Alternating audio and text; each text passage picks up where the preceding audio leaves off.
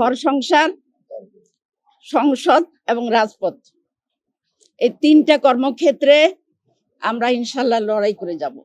এনসিপির নারীরা আছে, খেলাফত মজলিস আছে, জাতীয় গণতান্ত্রিক পার্টি জাগপা আছে এবং একজন শহীদের মা আছে।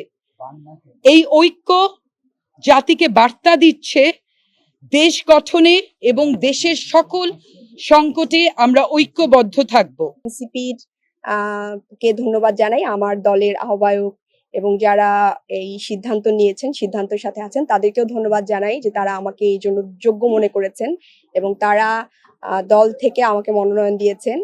পাশাপাশি আমি জামাত ইসলামকে ধন্যবাদ জানাই যে এই যে পলিটিক্যাল কমিটমেন্টের জায়গাটা, এটা তারা ঠিক রেখেছেন। একটা জোট আসলে একটা কমিটমেন্ট, সেটা দেশের স্বার্থে, জনগণের স্বার্থে আমরা একসাথে কাজ করব, এটাই আমাদের কমিটমেন্ট ছিল এবং জনকল্যাণের স্বার্থে। তো সেইখান থেকে দেখেন অনেক বড় বড় পার্টি আছে, তারাও জোট করেছেন, কিন্তু তারা কিন্তু তাদের পলিটিক্যাল কমিটমেন্ট বা জোটের প্রার্থীদেরকে, অনেক বেশি সিট থাকার পরেও তারা কিন্তু জোটের প্রার্থীদেরকে ওইভাবে সম্মান করেননি। তো এই জায়গা থেকে আমি বাংলাদেশ জামায়াত ইসলামকে ধন্যবাদ জানাই যে তারা তাদের পলিটিক্যাল কমিটমেন্টের জায়গা ঠিক রেখেছেন। পাশাপাশি আমরা আজকে এই জায়গায় দাঁড়িয়ে আছি শুধুমাত্র জুলাইয়ের কারণে, এবং এটা জামাত ইসলামী এবং জোটের পক্ষ থেকে সিদ্ধান্ত হয়েছে যে আমরা একজন শহীদ পরিবারের প্রতিনিধিত্ব চাচ্ছিলাম। সেখান থেকে আমাদের সাথে শহীদ পরিবারের একজন প্রতিনিধি আছেন, একজন মা আছেন, শহীদ জাবিরের মা আছেন।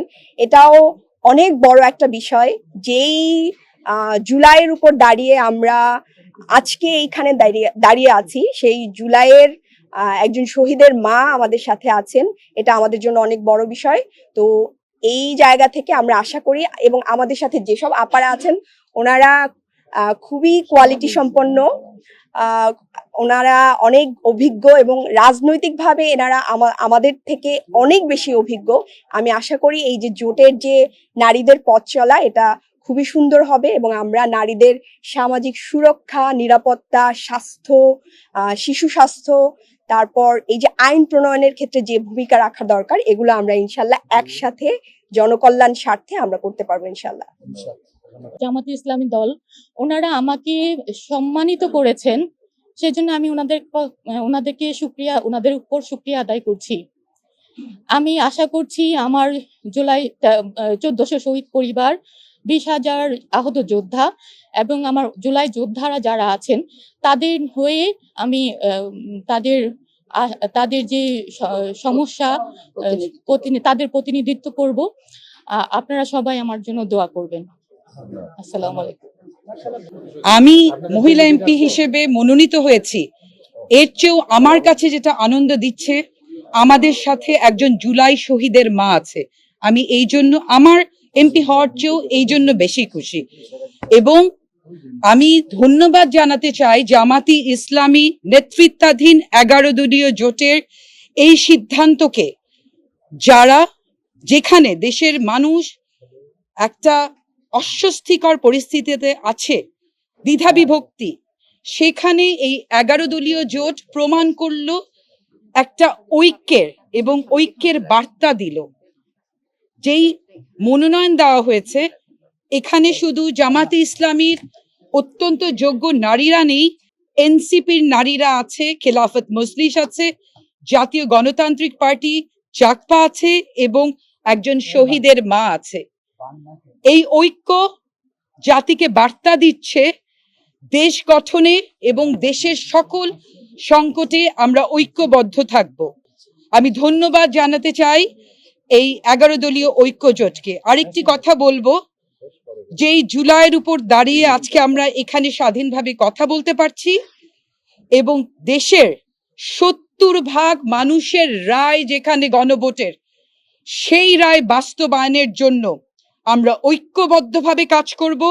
দেশের মানুষের জনকল্যাণে আমরা ঐক্যবদ্ধ থাকবো ইনশাআল্লাহ। আমরা যারা জুলাই বিপ্লবের পরে এই ইলেকশনের সুযোগ পেয়েছি এবং সংসদে আসার সুযোগ পাচ্ছি, আমাদের দায়িত্ব একজন নারী হিসেবে একসময় ছিল নারীর একটাই দায়িত্ব, সেটা হলো ঘর সংসার করা।